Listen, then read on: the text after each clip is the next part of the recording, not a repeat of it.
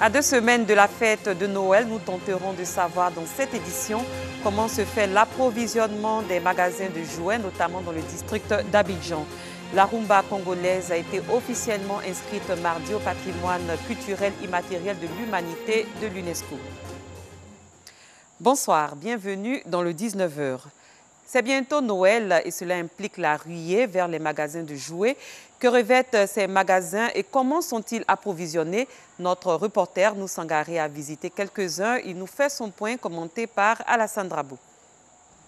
Décembre marque les fêtes de fin d'année. Un mois propice également aux bonnes affaires. C'est l'opportunité saisie par ce centre commercial situé dans le quartier de la Riviera à Cocody.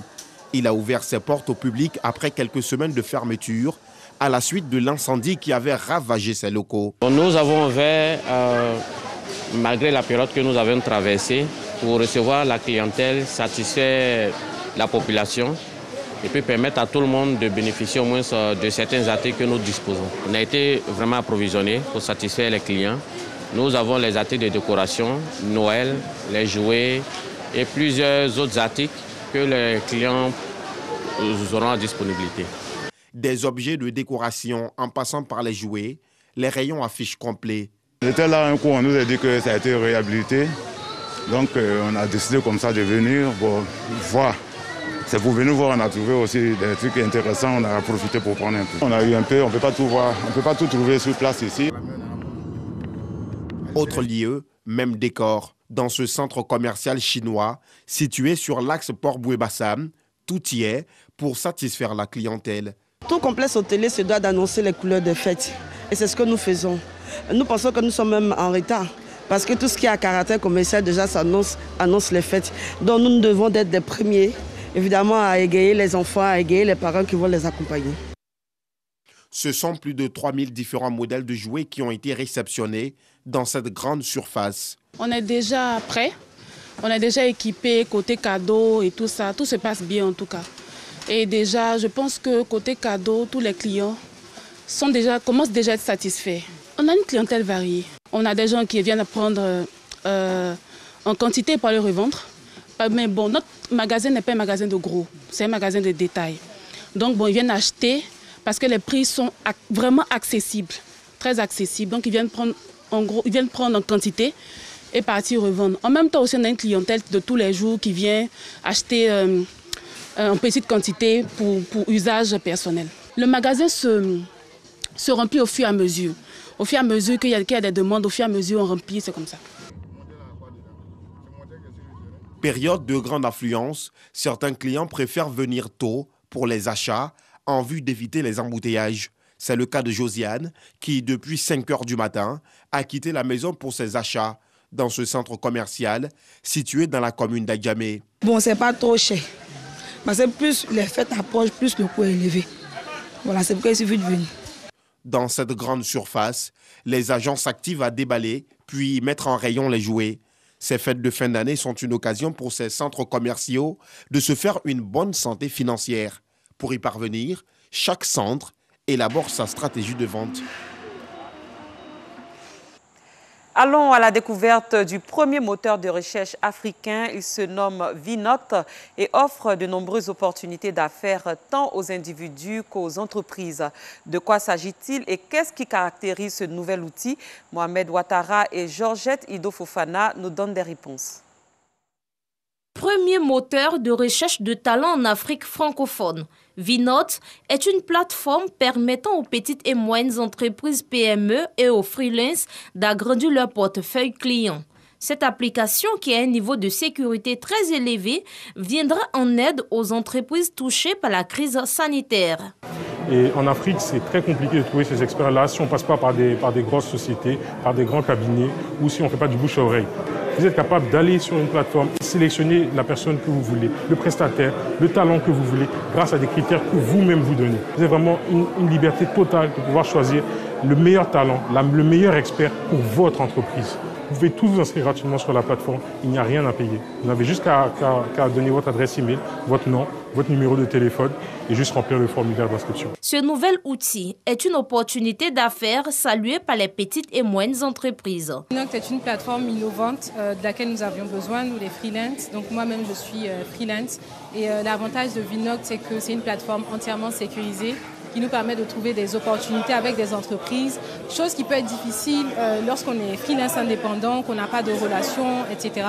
Donc la plateforme Vinoct est bienvenue et j'encourage tous les freelances d'Afrique francophone à s'inscrire sur cette plateforme. C'est une très belle opportunité en fait pour toutes ces personnes-là qui veulent monétiser leur talent à travers la plateforme Vinoct et également pour toutes ces entreprises qui souhaiteraient lancer leur projet qui n'ont pas suffisamment de moyens pour pouvoir avoir des professionnels. Sur Vinoct, en fait, vous pouvez trouver des talents et également sur Vinoct, en tant que talentueux, vous pouvez monétiser votre expertise. Vinoct est une innovation et la première de ce genre qui a pour but d'aider tous ces professionnels à faible budget à se vendre plus facilement sur le plan international. La 23e édition de la soirée des Ebonies aura lieu à partir du 17 décembre 2021 à Yamoussoukro. À cette occasion, plusieurs prix seront décernés aux meilleurs journalistes de Côte d'Ivoire. Le Super Ebony sera connu le 18 décembre prochain, comme nous le fait savoir Joël Gossé. Le programme du déroulé des activités de l'édition 2021 du Week-end des Ebonies est désormais connu. Un programme dévoilé au cours d'une conférence de presse par le président de l'Union des journalistes de Côte d'Ivoire. Ebony, qui était la nuit de l'excellent, la nuit des Ebonies, est devenue désormais le Week-end des Ebonies, c'est-à-dire en 3 jours. Se déroulons maintenant les festivités des Ebonies. Journalisme et fake news, défi ou défiance, thème de la 23e édition de ce rendez-vous annuel de distinction des journalistes. Jean-Claude Koulibaly n'a pas manqué d'attirer l'attention des journalistes sur leur adhésion à l'Union des journalistes de Côte d'Ivoire, UNJCI. Si tu n'as pas la carte UNJCI, ça veut dire que tu n'es pas membre. Donc tu n'as même pas un droit même de participer à Ebony. Parce que c'est l'UNJCI qui organise. Je profite de l'occasion pour dire aux uns aux autres.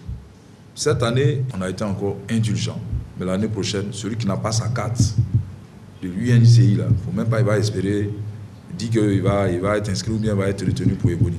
Créé en 1999, le prix Ebony récompense chaque année les journalistes qui ont su se démarquer par la qualité de leur travail. Une collecte de fonds pour donner le sourire à plusieurs enfants. Une action de l'ONG Adjamé Vision qui œuvre dans l'humanitaire depuis 2017. L'événement s'est déroulé dans la commune du Plateau. Anicette Conan-Blessing. Ils ont tous une histoire avec la commune d'Adjamé. À cet effet, ils ont répondu présent à l'appel de l'ONG Adjamé Vision lors de son dîner gala de bienfaisance. Une action pour collecter des fonds afin d'aider plusieurs familles défavorisées en cette fin d'année. Dans nos différents quartiers, surtout dans les zones plus reculées, et les enfants vraiment sont confrontés à ce manque d'affection. Pendant cette période, les enfants n'ont pas la chance d'avoir des cadeaux. Donc nous donnons cette chance-là à ces enfants d'être heureux. Donc c'est ce cri de cœur. On ne saura rester indifférent justement pour cet appel en faveur de toutes les bonnes actions sociales. Initiative encouragée par les participants qui ont évoqué le bien fondé de cette action à laquelle ils se sont associés. Quand tu vois une pareille jeunesse œuvrer dans ce sens-là, vraiment ça ne peut que nous encourager. Parce qu'aujourd'hui c'est pour cette jeunesse-là qu'on se bat. Et lorsque vous voyez cette jeunesse responsable, cette jeunesse qui prend des initiatives, ça ne peut que vous encourager à les aider. Le Conseil social du Premier ministre Mamadou Koné a décidé que nous soyons là et profiter, faire des dons afin que Adjamé Vision puisse avoir des cadeaux pour des familles démunies. Cette cérémonie a été meublée par des prestations artistiques. Des prix de reconnaissance ont été décernés à plusieurs personnalités par l'ONG Adjamé Vision qui existe et œuvre dans le domaine humanitaire depuis 2017. On s'intéresse à la 2e édition de la foire dénommée au Carrefour du Terroir. Elle a débuté récemment au programme des expositions de produits de transformateurs et transformatrices. Elle est initiée par la boutique paysanne de Côte d'Ivoire. Joël Gossé. Chants, danse, exposition de différents produits, fanfares. Bienvenue à la 2e édition de la foire commerciale dénommée Au Carrefour du Terroir. Découverte, commercialisation et promotion des produits locaux par les sociétés coopératives et entreprises ivoiriennes seront les pièces maîtresses de cette foire Made in Côte d'Ivoire organisée par la boutique paysanne. Je suis là pour que mon produit se fasse connaître en fait, pas pour maximiser la vente, mais plutôt pour que mon produit se fasse connaître. Ils se sentent bien, tout va bien depuis le matin. La boutique paysanne même est là pour le bien-être de la population. Voir la boutique paysanne faire des expositions pareilles jusqu'à la Bibliothèque nationale, c'est une fierté pour moi. Kobe Nonkwasi Adjoumani, ministre d'État, ministre de l'Agriculture et du Développement rural, par ailleurs parrain de la cérémonie, s'est réjoui de cette initiative qui s'inscrit, selon lui, dans la vision de transformation structurelle de l'économie nationale basée sur l'industrialisation du secteur agricole prônée par le gouvernement. Le président de la Chambre nationale de l'agriculture salue de telles initiatives qui rendent la Côte d'Ivoire très compétitive à l'échiquier international. Aujourd'hui, avec la transformation, le début en tout cas de la transformation, nous sommes convaincus que l'agriculture sera un métier valorisant. Nous sommes vraiment à un carrefour important. Nous sommes à la croisée des chemins. Nous sommes en train de rompre avec l'agriculture artisanale traditionnelle. Nous sommes en train de regarder vers une agriculture vraiment moderne. Occasion toute trouvée pour les organisateurs d'inciter les paysans encore hésitants à prendre le train en marche. Transformer, c'est donner du travail. Transformer, c'est vraiment contribuer à l'atteinte des objectifs donc, de l'État. En prenant des initiatives, c'est sûr que, in fine, chaque Ivoirien va consommer local. Nous vous invitons à visiter ces stands. Il y a des merveilles, il y a du potentiel, il y a du savoir-faire. Il ne reste qu'à les encourager. Pour cette 2e édition, ce sont près de 200 entreprises locales de transformation et plus de 100 000 visiteurs qui sont attendus pendant 6 jours à la Bibliothèque nationale du Plateau. Créée en 2017, la boutique paysanne milite en faveur de la valorisation des produits locaux. À l'étranger, la France poursuit son désengagement militaire au Mali. La force antiterroriste française Barkhane a rendu mardi le camp de Tombouctou à l'armée malienne après presque 9 ans de présence ininterrompue dans cette emprise du nord du Mali. Les effectifs français au Sahel vont ainsi passer d'environ 5 000 militaires à l'été 2021 à environ 3 000 à l'été 2022. Au paradis des ambianceurs des 2 rives du fleuve Congo, les Papa Wemba, Grand Calais, Wendo, Taboulé Rochero, Franklin Boukaka et autres Pamelo Munka sont heureux. La rumba congolaise fait officiellement partie depuis hier du patrimoine culturel immatériel de l'humanité de l'UNESCO. Le dossier était présenté par le Congo-Kinshasa et le Congo-Brazzaville. Elle y rejoint la rumba cubaine inscrite en 2016. Assitan Diarra, Anissette Konon-Blessing.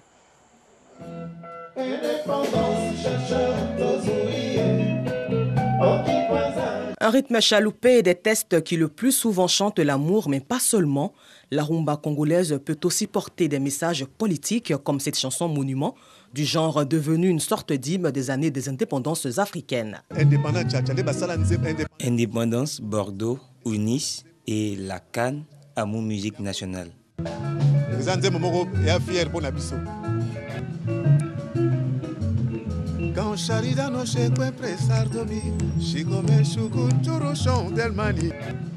Un trésor mal protégé au grand regret du directeur de l'Institut national des arts de Kinshasa qui a pris la tête du combat pour son inscription au patrimoine culturel immatériel de l'humanité. Notre Congo a réussi à faire inscrire dans les années 70 5 parcs nationaux, mais patrimoine naturel, mais patrimoine culturel, rien du tout.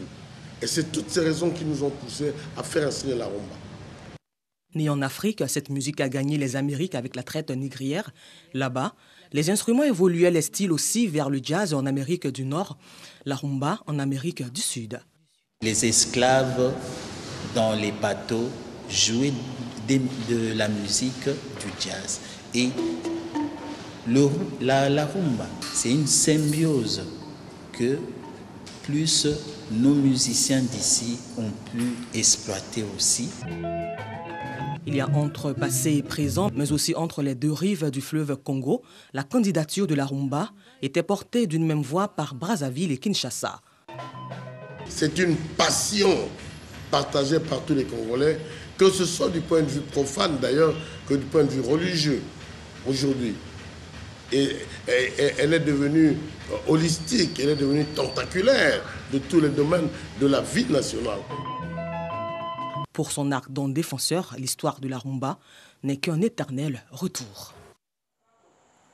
C'est la fin de cette édition. Merci de votre aimable attention. Très bonne soirée. À demain pour un autre journal.